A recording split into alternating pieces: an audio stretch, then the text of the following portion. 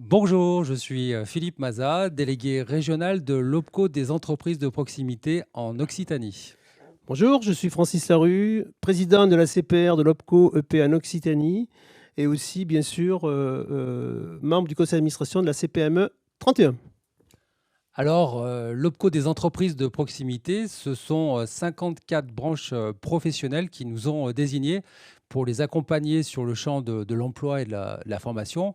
54 branches qui représentent des TPE, des PME qu'on va retrouver sur le secteur de l'artisanat, sur le secteur des professions libérales et évidemment toutes les entreprises de services de proximité. Alors, en Occitanie, l'OPCO des entreprises de proximité, eh bien, ce sont 26 collaborateurs sur le terrain qui accompagnent au quotidien 53 000 entreprises et leurs 440 000 salariés. Alors, vous allez me dire, un OPCO, c'est quoi? Alors, OPCO pour opérateur de compétences.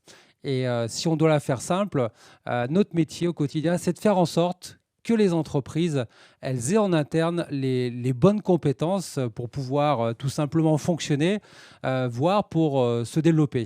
Et pour avoir les bonnes compétences en interne, ben, il y a pas 36 solutions. Il y en a une, c'est d'abord former ses salariés. Alors, former en interne, toutes les entreprises forment leurs salariés elles-mêmes. Il y a la formation en externe avec des organismes de formation. Il y a la formation à distance qui a été beaucoup utilisée pendant la crise qu'on vient de connaître. Bref, des solutions pour former les salariés. Mais si l'entreprise n'arrive pas à faire monter les compétences en interne, eh bien, elle a la possibilité de recruter. Et là, on peut intervenir également parce qu'on fait la promotion d'un dispositif qui est celui du contrat en alternance, c'est-à-dire les contrats de professionnalisation et les contrats d'apprentissage. Voilà, donc en quelque sorte une boîte à outils, c'est ça?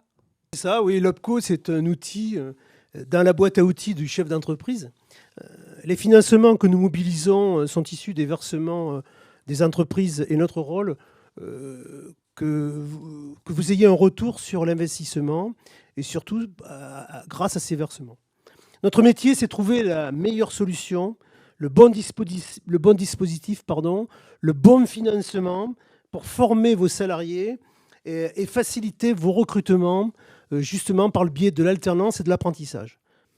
Alors, je pense qu'on est tous d'accord sur le fait qu'il est indispensable de former ses salariés, tout simplement parce que l'enjeu de l'entreprise aujourd'hui, c'est sa compétitivité, c'est de fonctionner au quotidien, c'est de se développer, c'est de conquérir de nouveaux marchés.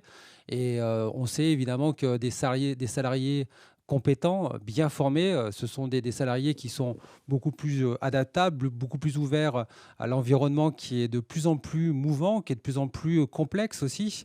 Donc la nécessité d'investir dans la formation des collaborateurs est une nécessité pour une entreprise qui évolue en permanence. Et on sait que les besoins en compétences, eh bien, ils évoluent en fonction de l'évolution de l'entreprise aussi. Il y a de l'impact du numérique, l'impact organisationnel, bref, tous ces changements qui font que l'entreprise doit s'adapter elle-même en permanence. Donc, vous voulez investir dans la formation des salariés, quel financement vous pouvez mobiliser?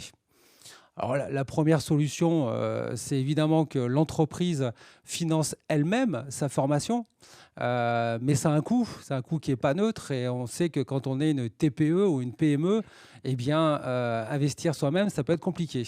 Donc l'autre solution, c'est de passer par son OPCO, évidemment, via les branches professionnelles qui mobilisent des financements. L'OPCO peut vous aider justement à augmenter votre capacité à former vos salariés et donc à trouver des fonds pour investir dans la formation. Il y a une autre solution aussi qu'on peut évoquer, c'est celle du cofinancement. Le rôle des OPCO, et si je parle de l'OPCO des entreprises de proximité en Occitanie, nous avons par exemple des conventions avec l'Europe via le FSE, des conventions avec l'État via un dispositif qui s'appelle le FNE ou l'ADEC, mais je ne vais pas rentrer trop dans le détail de ces acronismes. Et puis nous avons des conventions également avec le Conseil régional Occitanie. Bref, des partenaires qui nous allouent des enveloppes financières et notre rôle, c'est de les mettre à disposition disposition des TPME pour justement soutenir leur investissement en formation. Donc vous voyez différentes solutions et les OPCO sont là pour vous aider dans le financement des actions. Alors, il y a l'investissement des salariés, mais il y a aussi des dispositifs qui permettent d'accompagner le dirigeant d'entreprise. C'est-à-dire que nous avons la possibilité de vous mettre à disposition des spécialistes, des consultants, pour ne pas les nommer, qui vont intervenir chez vous en fonction de vos problématiques. Évidemment, des problématiques en termes de ressources humaines. Vous avez des problématiques pour mieux recruter, mieux former vos collaborateurs, changer d'organisation. Des consultants peuvent intervenir, par exemple avec un dispositif qui s'appelle le PCRH, qui est financé par l'État. Il y a des consultants qui peuvent venir chez vous. Mais on a des consultants également qui peuvent intervenir si vous avez des problématiques, par exemple, sur la transition numérique, mettre en place le numérique dans mon entreprise, le click and collect, on en a beaucoup entendu parler. La cybersécurité, c'est des sujets sur lesquels on peut intervenir. Également des sujets sur la transition écologique, pourquoi pas, si vous voulez faire des circuits courts, de l'économie circulaire. Bref, sur tous ces sujets, nous avons la possibilité de vous accompagner, donc n'hésitez pas à nous solliciter. Alors voilà, pour un pan de l'activité de l'OPCO. Notre autre activité, c'est d'accompagner les TPME justement sur le recrutement, comment faciliter leur recrutement. Francis, quelles sont nos solutions ? Donc, merci Philippe. Donc, effectivement, moi, je vais vous parler en quelques mots de l'alternance. Aujourd'hui, ce qui est important dans une TPE, PME, PMI, c'est peut-être de pouvoir recruter des alternants. Ça vous ouvre des possibilités. Ça permet effectivement de redynamiser vos entreprises et ça apporte aussi un regard de l'extérieur sur le travail. Et ça peut être un outil indispensable pour l'évolution de votre propre entreprise. Comme je le dis souvent, c'est jouer le coup d'après. Et il faut anticiper un certain nombre de choses. Et je pense que l'alternance peut être un outil. Quand je parle de l'alternance, je pense aussi particulièrement à l'apprentissage. Nous avons aujourd'hui beaucoup de possibilités, beaucoup de financements sur l'alternance, puisqu'il faut savoir que sur l'OPCO EP, en Occitanie, 80% des financements vont vers l'alternance et l'apprentissage. Donc vous voyez que c'est des outils qui sont relativement indispensables pour développer. L'embauche d'alternants, on peut vous aider là-dessus aussi, par le biais des CFA, par le biais des organismes de formation. Il y a quand même un certain nombre d'alternants qui sont aujourd'hui actuellement dans les CFA et dans les écoles ou dans les organismes de formation. Il faut solliciter ces personnes-là. Et pour les solliciter, nous sommes l'intermédiaire, c'est-à-dire, bon, bien sûr, sans oublier la CPME 31 et la CPME Occitanie, il me semble relativement important, effectivement, de travailler aussi en direct avec l'OPCO EP. Alors pourquoi je dis direct avec l'OPCO EP ? Parce que c'est plus de 25 personnes sur le territoire en Occitanie, qui sont, je dirais, sur tous les départements. Donc vous pouvez les solliciter, vous pouvez les entendre, peut-être même les rencontrer.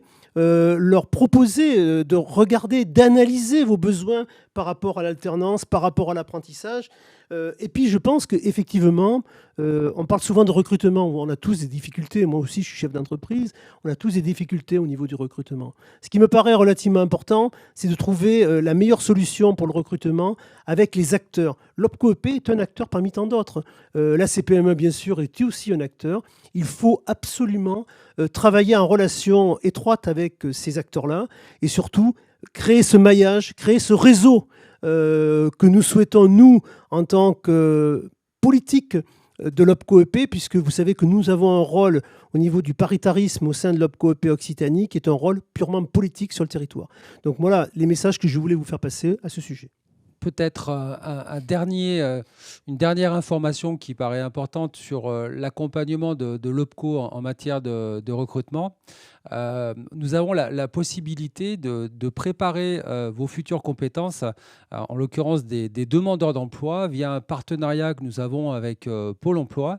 Et donc, nous pouvons former des demandeurs d'emploi pendant 400 heures en fonction des besoins qui sont exprimés par les entreprises sur chacun des territoires. Donc, et ça se fait en lien avec évidemment les besoins exprimés par les entreprises. Donc des formations de 400 heures avant le recrutement qui préparent au mieux l'intégration du futur collaborateur et qui préparent surtout les compétences dont vous aurez besoin. Voilà, dresser rapidement le tableau, la boîte à outils, comme disait Francis Larue, de l'OPCO des entreprises de proximité. On vous accompagne sur le financement de la formation de vos salariés. En tant que chef d'entreprise, nous pouvons mettre à disposition des consultants pour vous aider à mieux réfléchir. Nous finançons et nous trouvons des candidats dans le cadre des contrats en alternance. Et puis enfin, via les préparations opérationnelles à l'emploi, nous préparons des demandeurs d'emploi pour pouvoir intégrer au mieux vos entreprises. Merci pour tout. Ben, juste un petit mot pour finir. Merci à Philippe d'être intervenu sur ce sujet-là parce que pour nous, c'est relativement important. Parce que bon, faire mieux connaître l'OPCO EP en Occitanie auprès de nos adhérents, de nos entreprises d'Occitanie, c'est un rôle relativement important. Deuxième chose que je voulais vous dire en finale, n'oubliez pas de solliciter la CPME 31, la CPME Occitanie, et puis bien sûr l'OPCO EP en Occitanie. Il y a des sites qui sont très bien faits. Posez vos questions, demandez à avoir une relation avec les conseillers de l'OPCO EP en Occitanie. N'hésitez pas. Et puis nous, de notre côté, côté politique, n'hésitez pas. Si vous avez besoin de quoi que ce soit, n'hésitez pas à me solliciter. En tant que président de l'OPCO EP, je serai à votre disposition, ne vous inquiétez pas. Voilà, je tenais à remercier bien sûr la CPME 31 de nous avoir accueillis et puis l'intervention de Philippe Mazin en tant que directeur de l'OPCO EP en Occitanie. Voilà, merci.